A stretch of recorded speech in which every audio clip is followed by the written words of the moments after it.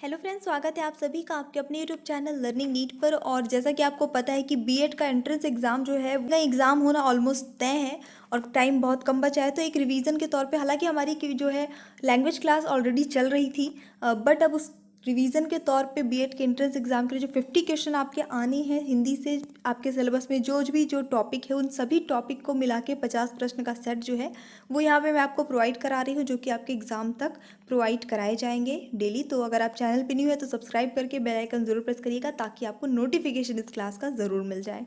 तो चलिए स्टार्ट करेंगे सेशन बिना टाइम वेस्ट किए। और ये एक फास्ट रिवीजन है जिसमें हम जल्दी से जल्दी 50 प्रश्नों को करने की प्रैक्टिस करेंगे। तो आज का जो पहला प्रश्न है वो है, तमस किसकी रचना है? भीष्म साहनी, लक्ष्मीकांत वर्मा, उपेंद्र नाथ अश्क, धर्मवीर भारती। आपके सिलेबस में है रचना एवं रचनाकार। तो चलिए देखेंगे उत्तर यहाँ पे जो सही होता है, तमस जो है वो भीष्म साहनी की रचना है। तमस भीष्म साहनी, बाबा बटेसर नाथ, इसके रचनाकार कौन है? नागार्जुन, राजेंद्र यादव, नामवर सिंह, महादेवी वर्मा। बाबा बटेसर नाथ के रचनाकार हैं नागार्जुन, आपको इसे याद रखना है। बाबा बटेश्वर नाथ नागार्जुन। कुरुकुरु स्वाहा, इसके रचयिता कौन है? कमलेश्वर, धर्मवीर भारती, मनोहर श्याम जोशी या फिर विष्णु प्रभाकर। कुरुकुरु स्वाहा। उत्तर यहाँ पे सही होता है आपका ऑप्शन नंबर सी, मनोहर श्याम जोशी, ये इसके रचयिता हैं। अगला प्रश्न देखेंगे। नित नव लीला ललित ठानी, गोलोक अजिर में, रमत राधिका संग रास रंग रुचिर में। ये जो पंक्तियां हैं वो कौन से छंद के अंतर्गत आती हैं? बरवै, रोला, हरिगीतिका, सोरठा। तो यहाँ पे सही उत्तर होता है ये आपका बरवै के अंतर्गत आ जाता है। ऑप्शन नंबर ए यहाँ पे बिल्कुल सही होता है अगर आपने यही गेस किया था। अगर आपको लग रहा है कि वीडियो फास्ट है, क्योंकि ये फास्ट रिवीजन ही है यहाँ पे जो मैं करा रही हूँ, तो आप वीडियो को पॉज करके भी आराम से काउंट कर सकते हैं मात्राएं और उस हिसाब से आंसर दे सकते हैं। रहीमन मोहि न सुहाय, अमिय पियावत मान बिंदु, वरन विष दे बुलाए, मान सहित मरिबो भला। ये बताइए कौन सा छंद है? दोहा, सोरठा, चौपाई, मालिनी। इसकी तो बहुत अच्छी पहचान है, साफ साफ दिख रही है सामने। चलिए देख लेते हैं यहाँ पे जो सही उत्तर होता है वो क्या होता है। तो ये सोरठा है और इसकी एक बहुत अच्छी पहचान तो ये है, रोला जैसे ही होता है ये भी, लेकिन इसमें क्या होता है, विषम जो चरण होता है उनमें तुक बनता है। जैसे कि यहाँ पे इसमें और इसमें तुक बन रहा है, इसमें तुक नहीं बन रहा है, ठीक है। सम में तुक नहीं रहता लेकिन विषम में जो है वो तुक बनता है यहाँ पे। तो ये इसकी बहुत अच्छी पहचान हो जाती है। किस वाक्य में विशेषण संबंधी अशुद्धि नहीं है? जिसमें नहीं होगा बताइएगा।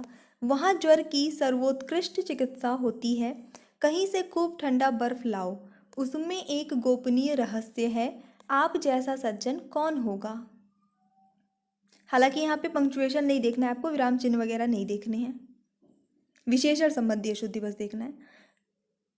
चलिए देखेंगे यहाँ पे जो सही उत्तर होता है वो हो जाता है आपका ऑप्शन नंबर ए, वहाँ ज्वर की सर्वोत्कृष्ट चिकित्सा होती है। ये यहाँ पे सर्वोत्कृष्ट शब्द जो है वो चिकित्सा के साथ लगना सही नहीं था, बाकी जितने भी ऑप्शन है वो सही हैं। चीफ की दावत ये किसकी कृति है? कमलेश्वर, भीष्म साहनी, राजेंद्र यादव, दुष्यंत कुमार। उत्तर सही जाता है भीष्म साहनी, इनकी रचना है।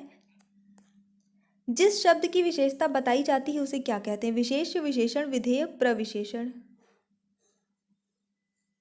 उत्तर सही होता है विशेष्य। जो शब्द विशेषता बताता है वो विशेषण कहलाएगा और जिसकी विशेषता बताई जा रही है वो विशेष्य कहलाता है। माथा ठनकना मुहावरे का सही अर्थ क्या है? सिर दर्द होना, माथा घायल होना, सोचना, संदेह होना।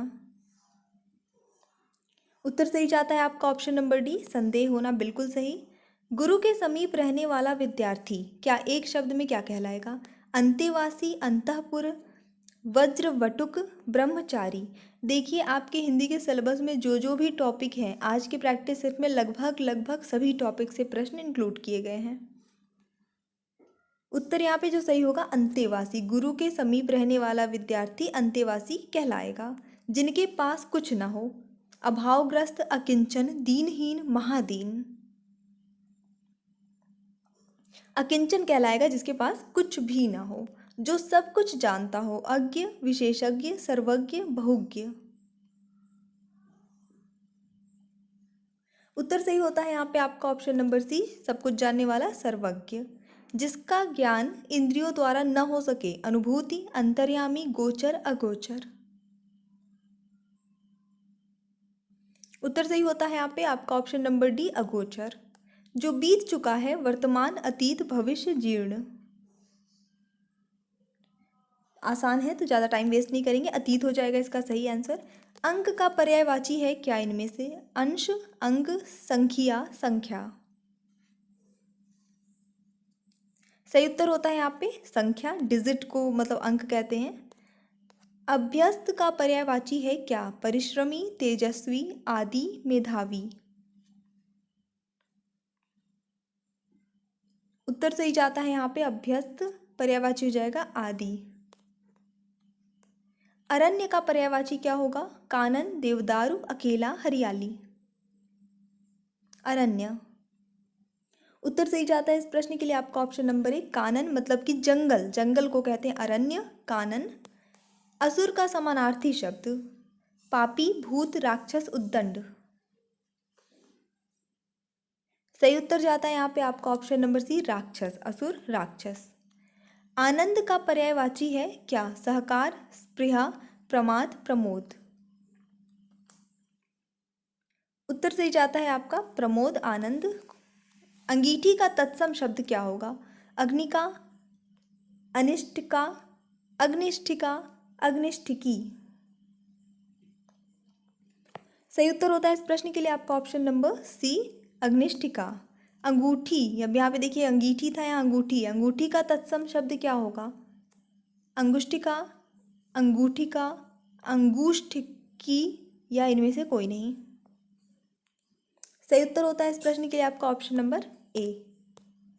अधजल गगरी छलकत जाए, इस कहावत का सही अर्थ क्या होगा? गगरी में छेद होना, व्यर्थ कार्य करना, अल्प ज्ञान का प्रदर्शन, दूर से पानी लाना। देखिए हर क्वेश्चन पे मैं रुक रुक के एक्सप्लेन इसलिए नहीं कर रही हूँ क्योंकि पर्यायवाची विलोम शब्द इसमें कुछ एक्सप्लेन करने के लिए होता नहीं, सिर्फ वीडियो को बढ़ाने के लिए एक ही बात को 2 बार रिपीट नहीं कर रही हूँ। जहाँ पे जो इस क्वेश्चन मुझे लगेगा कि एक्सप्लेन करने की ज़रूरत है वहाँ मैं रुक रुक के करती रहूँगी ताकि वीडियो भी आपका ज़्यादा लॉन्ग ना हो और जो ज़रूरी जानकारी है वो आपको मिल जाए।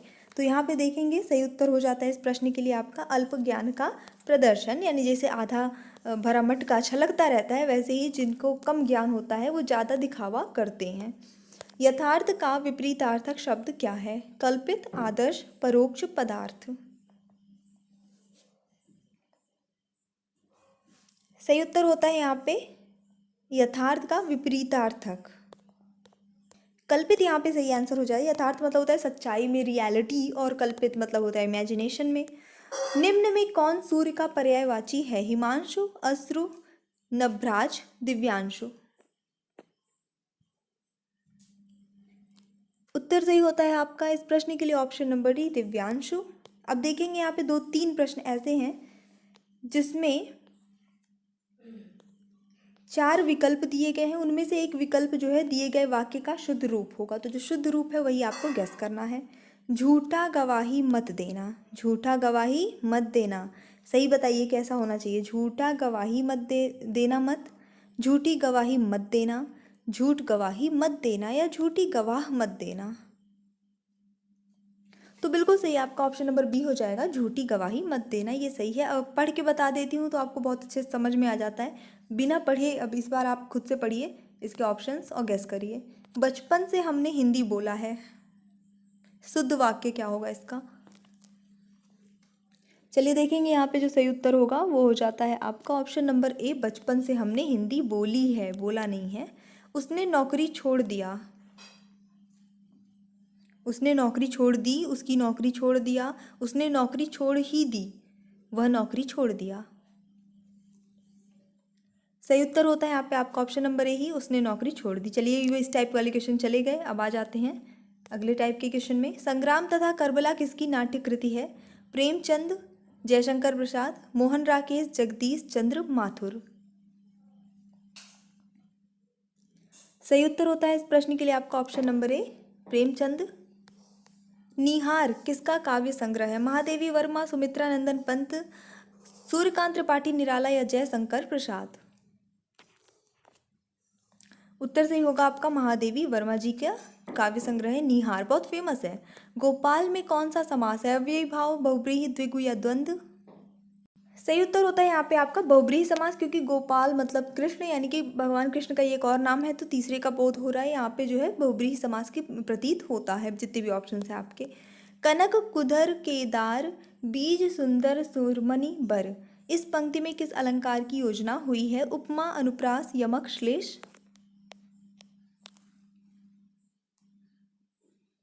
चलिए देख लेंगे, यहाँ पे जो सही उत्तर होता है वो हो जाता है आपका ऑप्शन नंबर बी, अनुप्रास अलंकार की। सीधे सीधे बात है, देखिए आपका एक ही वर्ण की आवृत्ति हो रही है यहाँ पे। कविप्रिया किस रीतिकालीन कवि की रचना है? बिहारी, मतिराम, घनानंद या केशव दास? कविप्रिया, देखेंगे उत्तर सही होता है यहाँ पे आपका ऑप्शन नंबर डी, केशव दास। जातिवाचक संज्ञा शब्द है इनमें से कौन सा? डॉक्टर, कामायनी, सुशील, बचपन?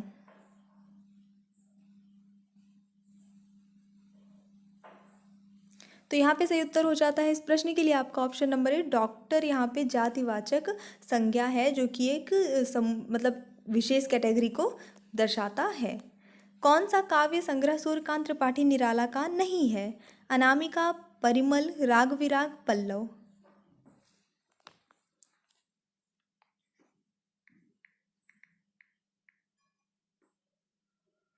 चलिए देखेंगे, यहाँ पे जो सही उत्तर होता है वो हो जाता है आपका ऑप्शन नंबर डी, पल्लव जो है वो सूर्यकांत त्रिपाठी निराला जी की रचना नहीं है। बाकी जितनी भी रचनाएं हैं यहाँ पे आप देख रहे हैं, अनामिका है, परिमल है, राग विराग है, ये सभी जो है इनकी ही रचनाएं हैं। बढ़ेंगे अगले प्रश्न की ओर।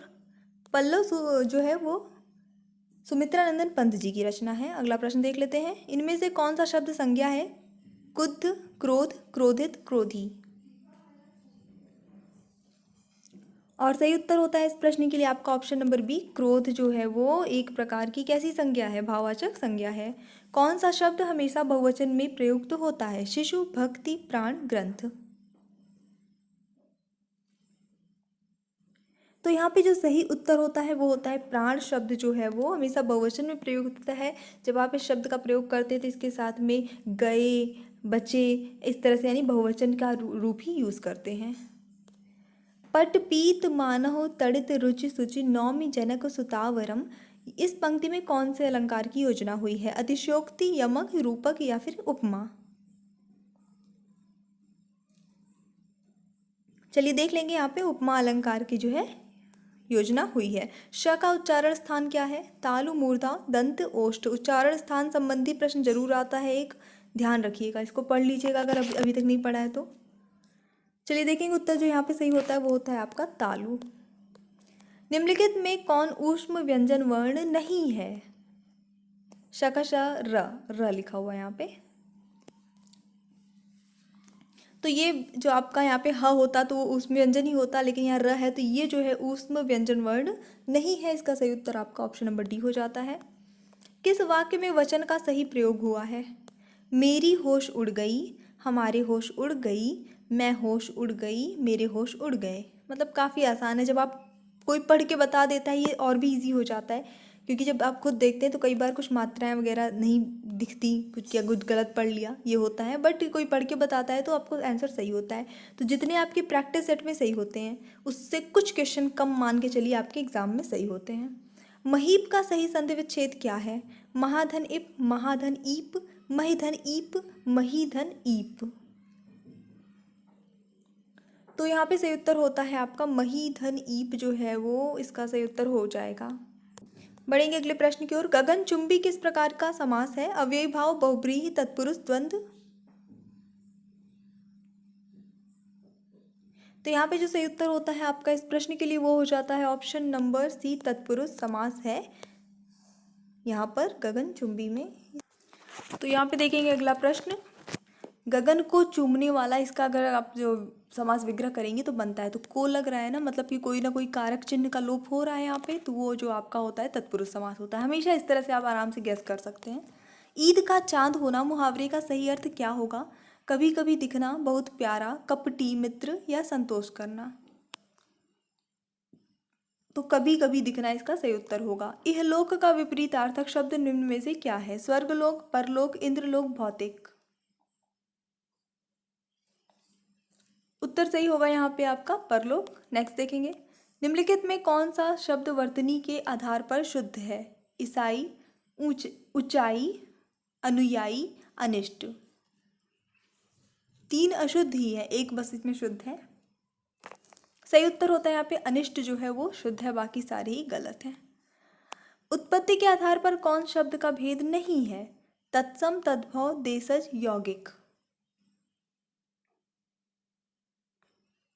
तो यहाँ पे सही उत्तर होता है आपका ऑप्शन नंबर डी, यौगिक जो है वो रचना के आधार पे हो गया, ये आपका उत्पत्ति के आधार पे नहीं होगा। कन्नौजी हिंदी की किस उपभाषा की बोली है? पूर्वी हिंदी, पश्चिमी हिंदी, बिहारी हिंदी या पहाड़ी हिंदी? और सही उत्तर होता है आपका ऑप्शन नंबर बी, पश्चिमी हिंदी। श्री गुरु चरण सरोज रज निजमन मुकुर सुधारी, बनरऊ रघुवर विमल जस, जो दायक फल चारी। ये आपको बताना है कौन से प्रकार का छंद है, और मुझे लगता है हर किसी को पता होगा। दोहा है, सोरठा है, चौपाई है, बरवै है। बिल्कुल, बहुत ही फेमस ये दोहा है आपका, ऑप्शन नंबर ए सही हो जाता है। नील सरो रूह श्याम तरुण अरुण वारिज नयन, करौ सो मम उर्धाम सदा क्षीर सागर शयन। यहाँ पे कौन सा छंद है? दोहा, सोरठा, रोला, बरवै।